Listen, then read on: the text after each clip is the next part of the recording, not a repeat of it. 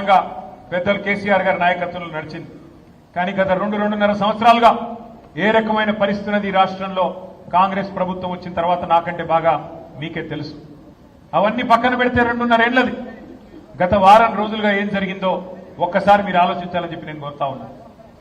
ఒక ఆడ కూతురికి అన్యాయం జరిగితే, ఒక మైనర్ బాలికకి అన్యాయం జరిగితే ఈ రాష్ట్రంలో ఉన్న ప్రభుత్వం మీద దున్నపోతు మీద వానబడ్డట్టు కూడా కాలే. ఒక మైనర్ అమ్మాయికి అన్యాయం జరిగితే ఎవరు ముందుకు రాలే. ఇటు కాంగ్రెస్ నోరు మూసుకున్నది, అటు చేసిన వాళ్ళు, తప్పు చేసిన వాళ్ళు బీజేపీ వాళ్ళు కాబట్టి వాళ్ళు కూడా నోరు మూసుకుని ఉన్నారు. కొట్లాడింది ఎవరు?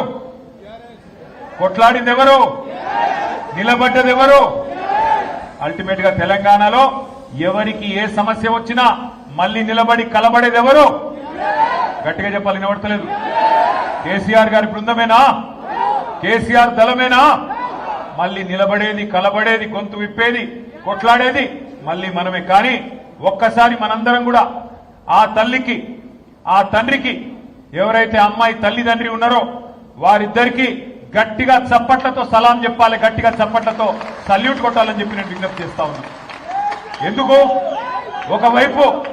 ఒకవైపు కేంద్ర హోంశాఖ మంత్రి, మరొక వైపు రాష్ట్ర ముఖ్యమంత్రి, ఇద్దరు పవర్ఫుల్ పోస్టుల్లో ఉన్న ఆ తల్లి, ఆ తండ్రి అదరలేదు, బెదరలేదు. ఇద్దరు కుమ్మక్కై, ముఖ్యమంత్రి, కేంద్ర మంత్రి ఇద్దరు కుమ్మక్కై ఆ అమ్మాయికి అన్యాయం చేయాలనుకున్నా ఆ తల్లి, తండ్రి వెనుకకు తగ్గలేదు. కామాంధుడి చేతిలో విలవిలలాడిన అమ్మాయికి న్యాయం చేయాలని చెప్పి ఆ తల్లి, తండ్రి చేసిన పోరాటం, దానికి అండగా మన బీఆర్ఎస్ పార్టీ మహిళల నాయకత్వం, మన బీఆర్ఎస్ పార్టీ మహిళా బృందానికి కూడా గట్టిగా చప్పట్లతో మీరు అభినందనలు చెప్పాలి.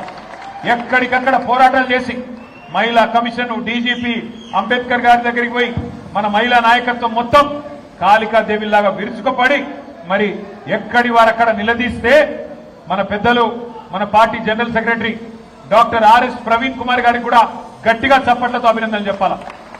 ఆయన ఒక మాజీ ఐపీఎస్ అధికారి, అన్ని విషయాలు తెలిసినవాడు.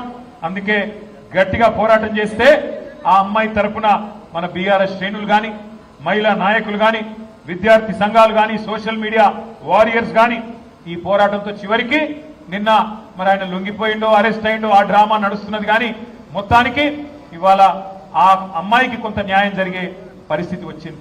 ఇవాళ నేను ఒకటే అడుగుతా ఉన్నా ప్రధానమంత్రి మోడీ గారిని, అయ్యా మీరు అంటున్నారు బేటీ బచావ్ బేటీ పడావ్ అంటున్నారు, కేవలం నినాదాలకే పరిమితమైతే న్యాయం జరగదు. మోడీ గారు బహుశా భారతదేశంలో మొట్టమొదటిసారి ఒక కేంద్ర మంత్రి కొడుకు మీద లుకౌట్ నోటీస్ ఇచ్చే పరిస్థితి వచ్చింది. కేంద్ర మంత్రిని ఇవాళ మీరు బర్తరఫ్ చేయకపోతే ఇక్కడ విచారణ సజావుగా జరిగే పరిస్థితి లేనే లేదు.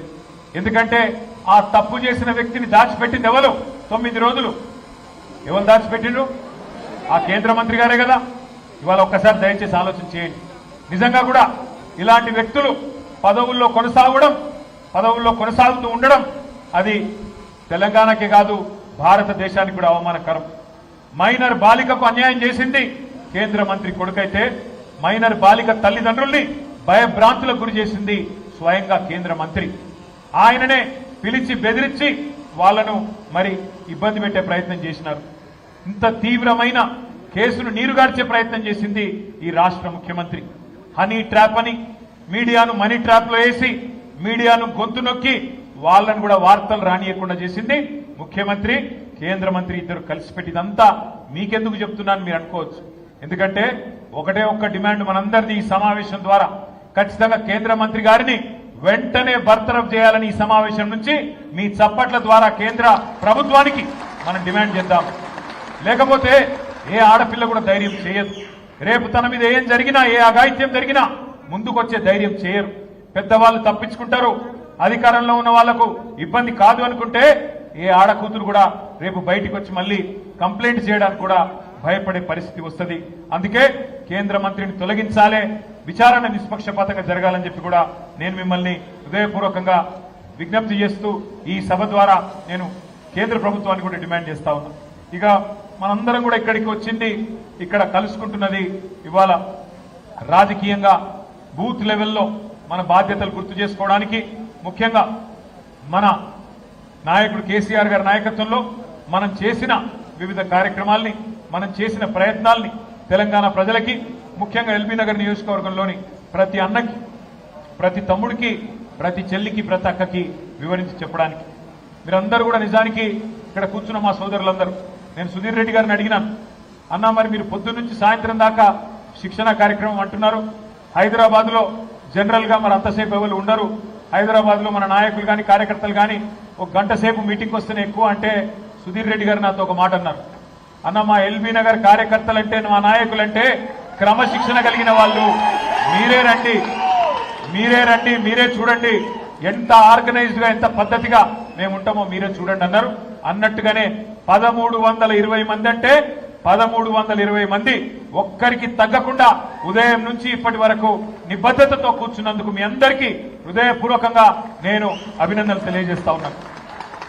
ఇవాళ చాలా మంది ఏమనుకుంటారంటే కార్యకర్తలు, నాయకులు అంటే కేవలం ఎన్నికలప్పుడు మాత్రమే గుర్తొస్తా ఉంటారు రాజకీయ పార్టీలకి.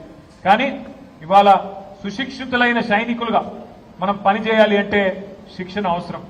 శిక్షణ ఎందుకు అవసరం అంటే ఏ రంగం తీసుకున్నా, ఒక డాక్టర్ అయినా, ఒక ఇంజనీర్ అయినా, ఒక న్యాయవాది అయినా, ఒక జర్నలిస్ట్ అయినా, మరి వేలాది మంది, లక్షలాది మంది, కోట్లాది మంది జీవితాల్ని ప్రభావితం చేసే ఏ వృత్తిలో ఉన్నా శిక్షణ తప్పకుండా అవసరం.